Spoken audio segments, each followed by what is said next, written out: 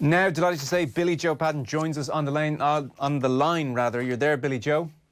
I sure am, Joe. Thanks for making time for us. So, a few bits from the weekend to get through and talk about. We might start with Dublin against Mayo. Business-like was a phrase I saw used in a few places about Dublin's performance. That was what it took to beat 14-man Mayo, we should say. And I do appreciate Mayo in particular for even just geographical reasons, and where their players are working are often not at their best in the league. They tend to be a summer team. But even in that context, we're now into 7.5 years of this quote-unquote rivalry. And it is a rivalry, but 7.5 years where only one team has won in that rivalry. It was put to James Horan afterwards. Understandably enough, it's not really something he wants to engage in or thinks too much of. But that must become a nagging point for Mayo on some kind of psychological level after a while, or is it not an issue for players? I think it is a factor. I think when you consider that, even I was talking to a friend of mine today from Monaghan, and they're looking for 3 in a row league victories against Dublin next weekend. And I think it's the narrative. It's like what we're talking about now. It'd be so much easier for the Mayo team if they didn't have to hear about this, if they'd won one along the way, and I suppose it could point to that. But they haven't, and that's the reality of it. And I think that now it definitely is a factor in the back of the mind of some of the Mayo players. And it's, I suppose James Horan obviously doesn't want to talk about it. It's his job to try and put together a strategy and put a team out in the field that can actually beat Dublin, because they're very much the target for everyone. They're the pinnacle of the game at the minute, and it's going to be very, very hard to knock them off that perch as it is. I think that business-like is probably, it's a decent description of it. I thought Mayo started the game quite well, but the minute you find yourself in a situation where you're down to 14 men against Dublin, when they have a stronger team out on the field, a more experienced team out in the field than you have, and their ball movement, their patience in particular, they're not going to give you any silly turnovers, not going to give you any easy opportunities to counter-attack and maybe get a goal or two, which is what you would need in that situation. And so it was never in doubt from the moment that send-off happened. When you mentioned patience there, I mean, that's been a word used to describe Liverpool of late this season, that they can be very patient with the opposition. Generally, I mean, correct me if I'm wrong here, but it certainly seems, looking in, like you can only really be patient in that sense on the ball in particular when, frankly, you're a good deal better than the opposition, because you're comfortable. Being comfortable is what allows you to be patient. Yes. I think that Dublin are better than every team they play, but sometimes there are, those close games against Kerry in the All-Ireland, and particularly in the drawn game, and they were a man down, where where Dublin showed patience. And I think there's a couple of players that Dublin have who are generational talents. Kieran Kilkenny, Brian Finton, and they're players that understand the game so well that they know when to be patient. They know when to go side to side with the ball. They know when to play quickly, and it's that understanding, that game intelligence that separates them. And I'd be the first one to say that Dublin are these athletic freaks, and they run up and down Croke Park like something we've never seen before. But at the same time, you've got to admire when they show that game intelligence. And I thought Kieran Kilkenny was absolutely critical in that game against Mayo, because Dublin didn't play well. They didn't play well at all for the first 30 minutes of the game on Saturday night. But he was the player that dictated the tempo. And sometimes I think we get caught in modern Gaelic football, or watching lots of sports, whether it be soccer as well. And Joe, I watch a lot of Liverpool. That you kind of think that everything has to be done at 100 miles an hour, whereas like Liverpool probably are reaching a level because they have that ability to slow it right down and show that patience and go left to right. And Dublin are no different. And they'll take time off the clock. They'll move it left and right. At one stage in the game, the second half of the game on Saturday night, Kieran Kilkenny turned around and ran backwards 3 solos with the ball, kind of diagonally across the field. And he just knew exactly where he was going. He was going over, and there was 3 or 4 other Dublin players there. They work it back there. They go back over the other side where they create a bit of space, and they win a free. And that's just the sort of ability that they have. There is another point here, and having had James Horan on the show as a pundit down the years, anytime you brought up any kind of cultural aspect of Mayo's shooting ills in front of goal, he'd tend to, he didn't like that. He thought there's absolutely no predisposition, how could there be, to one county being worse in front of goal than another. But frankly, having watched Mayo for the last 25 years, that is a thing. And we've talked about different cultures in different counties before, and you were very interested in even going from Mayo to Armagh, seeing those different kind of cultural influences on the game. So look, again, for Mayo, Kevin O'Brien had this in the 42. We can analyse this. We can talk about psychological barriers. We can talk about the 7.5-year rivalry. Unfortunately, if they're being really honest with themselves, then they have to accept the other night they had 10 wides. They dropped another 4 into Evan Comerford's hands. That gave them a shot efficiency of 36%. Now, Dublin had 50% in the first half and they went up to 78% in the second half. And in all the All-Ireland finals that we've talked about down the years, shot efficiency tended to be a separating point between the two. Mayo just have to address this one way or another. Horan will know they have to address it. I don't know what the answer is. Practice your shooting seems a bit glib. It does. And I have had this debate about the culture of Mayo football and what we value in terms of the skills, particularly attacking players have. And I definitely think that I've noticed that difference with being in Ulster now. And you see that there's value put on players that play close to goal, and probably maybe there are players that played for Mayo. Look, the prime example I would mention is like Andy Moore, and probably one of the best inside forwards Mayo have produced, one of the best inside forwards in the game over the last 10 years, played football at right half back, for Mayo at times. You kind of have to ask yourself the question, well, if you have a player that can play so efficiently on the inside line, it's the most important area of the field, because putting the ball over the bar or in the back of the net is still the most important thing in the game. And I think that's culturally something that Mayo have to consider and address, even when they're dealing with their players at underage level and all that. And I know James probably doesn't want to talk to it. James is probably the exception, because he was a really efficient shooter, long-range shooter when he was playing. Yeah. Brilliant at that. But I think when you look at the stats you read out, and specifically in relation to the game the last day, a lot of that comes down to inexperience. It was players that haven't played a lot of football at this level, whether it be James Carr getting a mark and hitting the post with the resultant free, whether it be James Durkin missing frees, young players like that. Probably it wasn't good enough. But I suppose I don't want to be too critical on them, because player development takes time. Some fellas walk onto a field and they react really quickly. Another fellow might take a full league campaign and a championship campaign to get up to the level. So by no means should you write off those players as not being able to improve that efficiency or be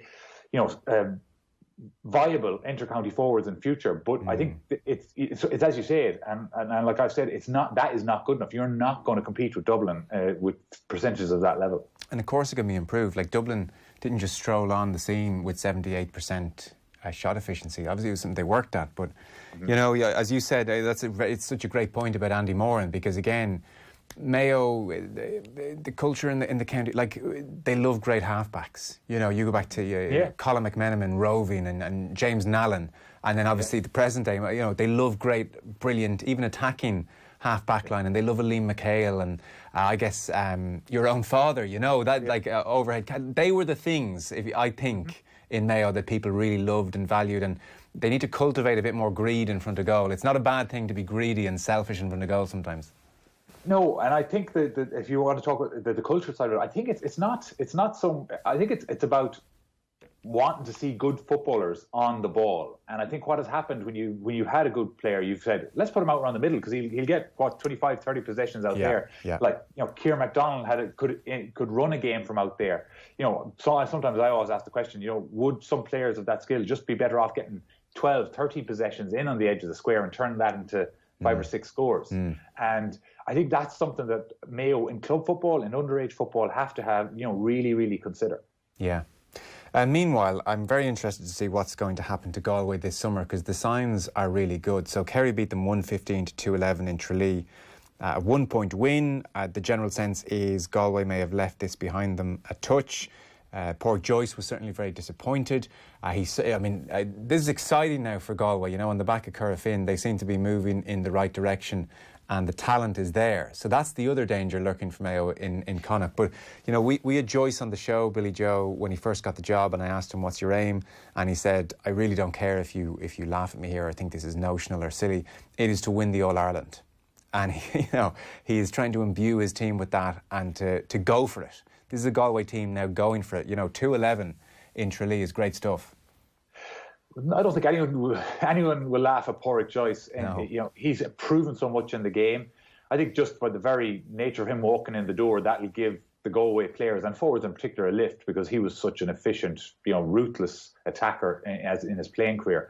And I think it was obvious that many people in Galway, I think some of the squad included, did not necessarily like the way they were playing football the last number of years. So if he's opening up the playbook as it is, well, then they're going to react to that. And they have the talented forwards, whether it be Comer or Walsh or Joyce.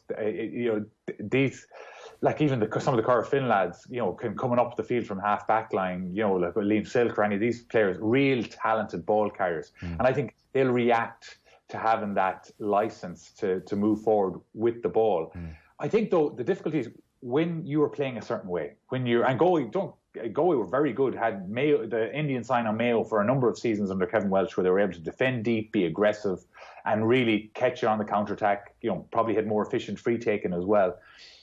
If you want to open up and play a more expansive brand of football, the place you need to be is in Croke Park. You need to be able to test yourself in those wide open spaces. So I think it's very important for Galway in the league that they could maybe get to a league final and see how that would work against a Dublin or a Kerry in a big game like that. Can they, get enough scores to maybe, to mask maybe some deficiencies they might have in their full back line in terms of just one-on-one defending? Because if you go to Croke Park and want to play an open game plan with half-backs up the field, midfielders attacking, you have to ask your full back line to do a bit of one-on-one stuff. And the Galway haven't asked their players to do that the last number of years. No, it's true. And you think back to a couple of years ago, it was it was Kerry and Croke Park who got Galway, and they were far too exposed to the back, and that seemed to really prompt Kevin Walsh's decision to say, actually, we need to shore things up for Croke Park against bigger teams. So that is as ever. I mean, that is the game. That is the balance. Kerry, then, before you go, I know you would have watched the game last week at close quarters as well, and Clifford now is just much. Kerry are now just must watch because of Clifford, if nothing else. But Kerry this year, we really do now have a Dublin-Kerry rivalry. Lest we thought the All-Ireland final was kind of some magical flash in the pan.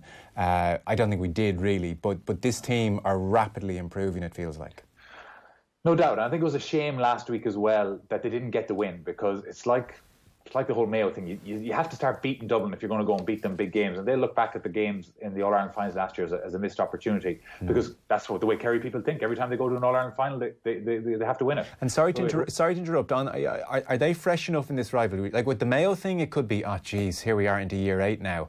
I would suspect the Kerry players, disappointed as they have been in the last 3 games, will take confidence from those games. I agree with you. I still think, though, that they'll want to get a win under their belt sooner rather than later. You don't want to go a long period against a direct rival, and particularly a team that is up there on that perch that you're trying to knock off. And I think that it would dwell in the back of your mind that you weren't able to beat them when you had the numbers advantage in the game last year. And that's probably something that they'll have to try and address. But I agree with you. They are on a level that is kind of maybe not at Dublin's levels yet, but I think they're still a way above maybe Donegal and Galway and Mayo are, in terms of being close enough to Dublin to really impact on them and hurt them. And the one thing that really impressed me, I think it's something they need in the first game against Dublin, was the form of James O'Donoghue, because that helps take a little bit of pressure off Clifford, takes a little bit of pressure off Gainey. And the way he was playing is kind of different maybe to what Gainey or Clifford does. And I know Clifford scored a brilliant goal where he takes his man on and he could do anything. But what I loved about Donoghue was that he was going out the field, getting the ball, being totally vertical, going straight at the Dublin defence, playing a 1-2 and taking a shot quickly. And that's probably, some forwards haven't been able to do that against Dublin, and it really worked for them, particularly in that first half last week. And the last one, Billy Joe, they still have their Bally suntan, so it's very early days. Anything of note about a Dessie Farrell Dublin team yet? No, I think the only thing that Dessie will be, there's no real difference that I've noticed in terms of what they're trying to do.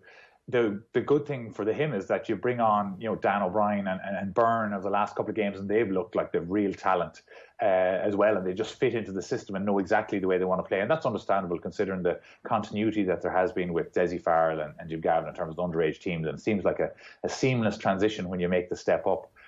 But I think he'll be happy coming away from Castlebar, because there's lots to point out in that first half that they can improve on, because I think they only scored 3 points in 35 minutes, 3 points after 30 minutes. And that's totally unheard of for them. And from, I suppose, the positive on the Mayo side of it was they did well defensively against Dublin, but he still has plenty to work on. But I think that he'll understand that when they get some of the fitness levels up, that'll address a lot of those issues moving ahead in this league campaign. Okay, listen, pleasure as always. Thanks so much.